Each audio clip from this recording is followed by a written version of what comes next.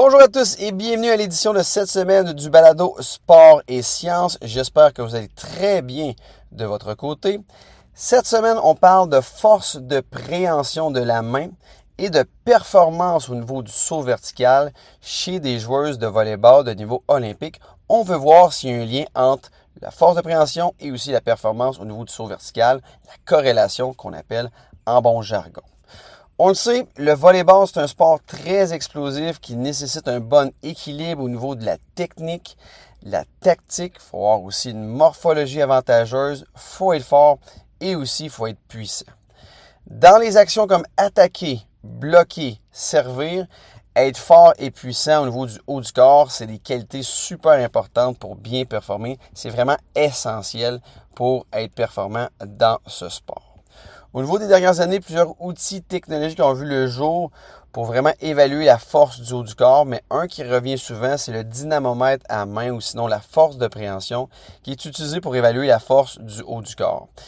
Les recherches ont même démontré que c'était un excellent marqueur de santé globale et même de forme physique chez les athlètes et même un prédicteur de performance dans les sports suivants comme le basketball, le volleyball, le tennis, le rugby et même le soccer. Au niveau du volleyball, une recherche avait démontré qu'il y avait une très forte corrélation entre la force de préhension avec le dynamomètre à main et la vitesse du service, ce qui veut dire que plus était élevée leur force de préhension, plus rapide, plus fort, plus puissant était leur vitesse au niveau de leur service. Chez les joueurs de basketball, une autre étude chez des joueurs de basketball de niveau semi-professionnel avait démontré qu'il y avait un autre bon lien de corrélation entre la force de préhension au niveau de la main et la précision des lancers francs. Donc globalement, on peut dire qu'il y avait aussi dans certaines études un lien entre la force de préhension et aussi les sauts verticaux. Et ça, c'est un petit peu l'objectif de l'étude, de valider ce concept-là qu'il y a un lien entre la force de préhension et les sauts verticaux. Maintenant, au niveau de la méthodologie, on a recruté 16 athlètes féminines de niveau olympique en volleyball. L'âge moyen était de 29 ans pour une taille moyenne de 186 cm au niveau de la grandeur, avec un poids moyen de 75 kg. Les tests de saut ont été faits sur des plateformes de force. On a réalisé 3 sauts verticaux, le counter movement jump où on vient sauter en hauteur avec nos mains sur le bassin de chacun des côtés. Et on faisait 3 sauts comme je l'ai dit préalablement. Espacé de 10 à 15 secondes de repos entre chacun des essais. On a analysé dans le fond la force appliquée sur les plateformes de force dans la phase de descente et aussi dans la phase de montée du saut. On a analysé sur les plateformes de force la puissance durant aussi la descente et la montée. Et un dernier paramètre qu'on a analysé, c'était la hauteur de saut à l'aide des plateformes de force. Pour la force de préhension maintenant, au niveau de la grip, on pourrait dire, au niveau du dynamomètre à main, dans le fond, c'était un dynamomètre qui était fait de façon manuelle. On avait aussi le coude à 90 degrés et on était en posture debout.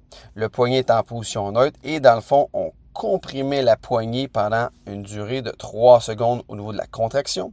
On avait 3 essais et on avait un repos de 60 secondes dans le fond entre chacun des essais. Et vraiment important de dire, on a comparé aussi la main dominante à la main non dominante au niveau de la force de préhension. Maintenant, au niveau des résultats, au niveau des corrélations, c'est ce qui était un peu l'objectif de l'étude, les liens entre la force de préhension et aussi les variables. Il y en avait 9 au niveau des sauts verticaux faits sur les plateformes de force. Et les résultats sont les suivants. Dans le fond, la main dominante a démontré des corrélations significatives sur 8 des 9 paramètres analysés lors des tests de saut en hauteur sur les plateformes de force. Tandis que lorsqu'on observait la main non dominante quant à elle, a démontré des corrélations significatives sur 5 paramètres sur 9. Donc, grosso modo, qu'est-ce qu'on peut dire? C'est que lorsqu'on utilise la main dominante dans cette étude-ci, pour faire la force de préhension, on a une meilleure corrélation, un meilleur lien, dans le fond, avec les tests de saut en hauteur. Au niveau de la discussion maintenant, on peut se poser la question suivante. Est-ce que la force de préhension, ça pourrait devenir un indicateur simple et efficace du statut neuromusculaire d'un athlète? Je réponds à cette question-ci, oui. Lorsqu'on compare avec des plateformes de force, des tapis de saut, c'est souvent malheureusement coûteux, moins accessible. Le dynamomètre, dans le fond, à main, la force de préhension, c'est vraiment peu coûteux. Dans le fond, entre 50 voire même 100 $. C'est rapide et c'est fiable. Donc, si vous êtes un entraîneur, même un athlète, vous voulez détecter la fatigue neuromusculaire de façon plus hebdomadaire ou même voire quotidienne, vous voulez dans le fond adapter les charges d'entraînement avec votre statut neuromusculaire, c'est un bon outil. Un autre élément important, la fatigue du système nerveux central, ça va influencer directement les performances périphériques. Donc, lorsque vous êtes fatigué, lorsqu'on fait un test de préhension qui est en périphérie, vu que c'est ma main, bien, s'il y a de la fatigue au niveau du système nerveux central, qu'est-ce qui va se passer? Les performances vont diminuer.